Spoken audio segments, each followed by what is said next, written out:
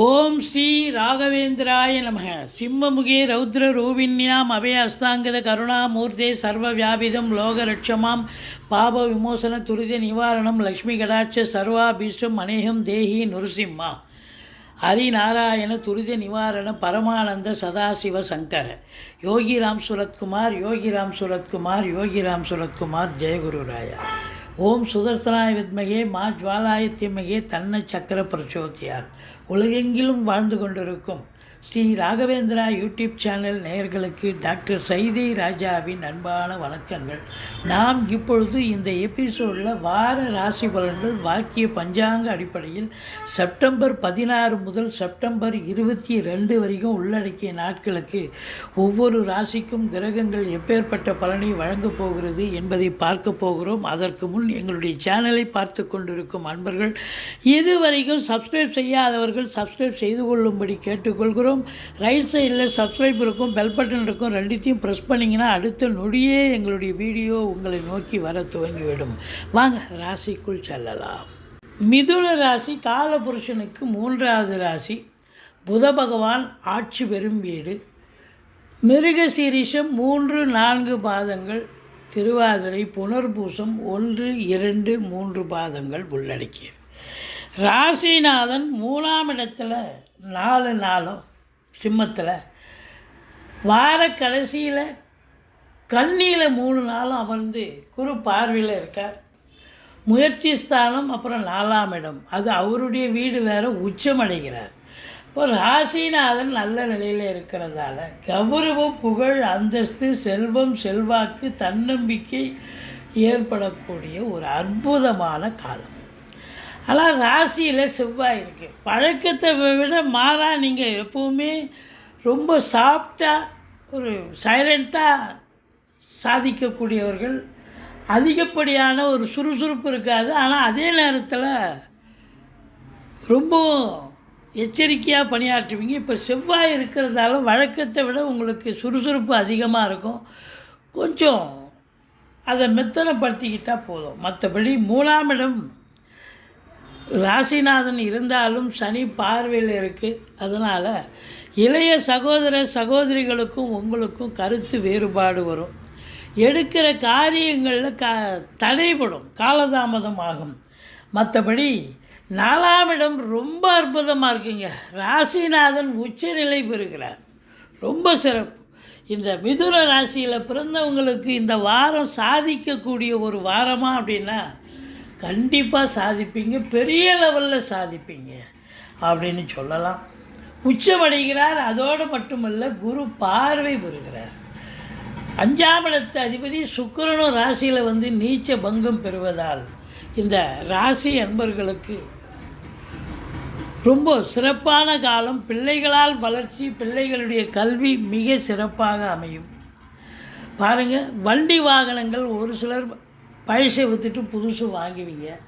வீடு வாசல் வாங்க, இல்லை ஃப்ளாட்டு வாங்க, வீடு கட்ட முனைவீர்கள். அது கண்டிப்பாக சக்ஸஸ் ஆகக்கூடிய ஒரு அமைப்பாக என்று சொன்னால் கண்டிப்பாக சக்ஸஸ் ஆகக்கூடிய ஒரு நிலை. பிள்ளைகளுடைய கல்வி, ஆராய்ச்சி கல்வி, உயர்கல்வி மிக சிறப்பாக அமையும். தாய் வழி சொந்தங்களால் அனுகூலம். சினிமா மற்றும் தொலைக்காட்சி இண்டஸ்ட்ரியில் வேலை பார்க்கக்கூடியவர்களுக்கு ஒரு பொற்காலம் என்று சொல்லலாம். வேலைவாய்ப்பு இல்லாதவர்களுக்கு வேலைவாய்ப்பு தேடி வரும். அரசு துறை, அதாவது வங்கிகளில் பணிபுரிபவர்கள், இன்சூரன்ஸில் பணிபுரிபவங்க, அதுக்கப்புறம் பார்த்திங்கனாக்கா உங்களுக்கு இந்த தங்கம், அதாவது ஆர்னமெண்ட்ஸு, நகை வியாபாரிகள், உற்பத்தியாளர்கள், துணி வியாபாரிகள், உற்பத்தியாளர்கள், இவங்களுக்கெல்லாம் கூட ஒரு அமக்கலமான காலம், சிறப்பான காலம். 4ஆம் இடத்தில் சூரியன் இருந்து குரு பார்வை பெறுவது என்பது சிறப்பு. அரசாங்க ஊழியர்களுக்கு ஒரு அற்புதமான காலம். ஏன்னா அங்கிருந்து சூரியன் புதாதித்ய யோகம் ஏற்பட்டு 10ஆம் இடத்தை பார்ப்பதால் கல்வி நிறுவனங்கள், கல்விக்கூடங்கள், கல்வியாளர்கள், கல்வி பயிலும் மாணவ செல்வங்கள், அரசு துறையில் ஐஏஎஸ், ஐபிஎஸ், ஐஎஃப்எஸ், அதற்கு நிகரான பணியில் இருக்கும் அன்பர்கள், கலைநிலை ஊழியர்கள், இவங்களுக்கெல்லாம் ஒரு பொற்காலமாக அமையப்போகிறது. மற்றபடி உங்களுக்கு 5ஆம் இடத்து அதிபதி 4ல் இருக்கிறார். அதாவது பூர்வீக சொத்து விற்கணுமா, யாராவது காத்துக்கிட்டு இருக்கீங்களா? பூர்வீகத்தில் வீடு விற்கணும், இடம் விற்கணும், நிலம் விற்கணும்னு காத்துக்கிட்டு இருக்கிறவங்களுக்கு இந்த காலகட்டம் சிறப்பான நல்ல விலை போகக்கூடிய ஒரு காலமாகத்தான் இது அமைகிறது. எதிரிகள் ஓடி ஒளிவார்கள். கடன் சுமை படிப்படியாக குறையும். கோர்ட்டில் கேஸ் எதாக இருந்தால் சாதகமாக தீர்ப்பு வரும். சொந்த தொழில் செய்யக்கூடிய அன்பர்களுக்கு நம்பிக்கைக்கு பாத்திரமான பணியாளர்கள் கிடைப்பார்கள்.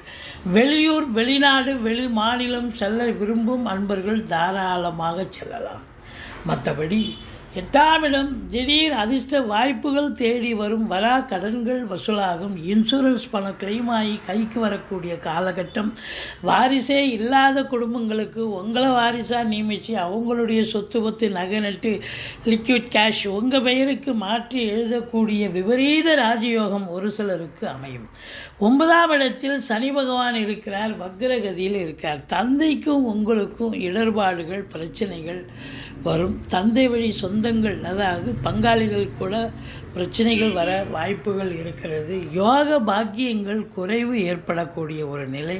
அதை காம்பன்சேட் பண்ணுறதுக்கு அதிகப்படியான உழைப்பு தேவைப்படுகிறது. குலதெய்வ வழிபாடு கண்டிப்பாக வேணும். மற்றபடி 10ஆம் இடத்துல ஒரு பாவியாவது இருக்கணும், இல்லை ஒரு பாம்பாவது இருக்கணும்னு சொல்லுவாங்க. பாம்பே இருக்குது ராக பகவான். அப்போது அந்நிய பொருளாதாரம் வீடு தேடி வரப்போகிறது. உள்நாட்டு வாணிபம், வெளிநாட்டு வாணிபம், ஏற்றுமதி இறக்குமதியாளர்கள், ஷேர் மார்க்கெட்டில் இன்வெஸ்ட் பண்ணுறவங்க, ஸ்பெக்குலேஷன் பண்ணுறவங்க, ஆன்லைன் பிஸ்னஸ் பண்ணுறவங்க, ஹோட்டல் பிஸ்னஸ் பண்ணுறவங்க, இவங்களுக்கெல்லாம் ஒரு சிறப்பான காலம். மற்றபடி பார்த்திங்கன்னா புதன் உச்சமாக இருந்து சுக்கிரனும் நல்ல நிலையில் இருக்கிறதால ஜோதிடத்துறையில் இருப்பவர்கள், யூடியூப் நடத்தி கொண்டிருக்கும் அன்பர்கள் அத்துணை பேர்களுக்கும் சிறப்பான காலம்.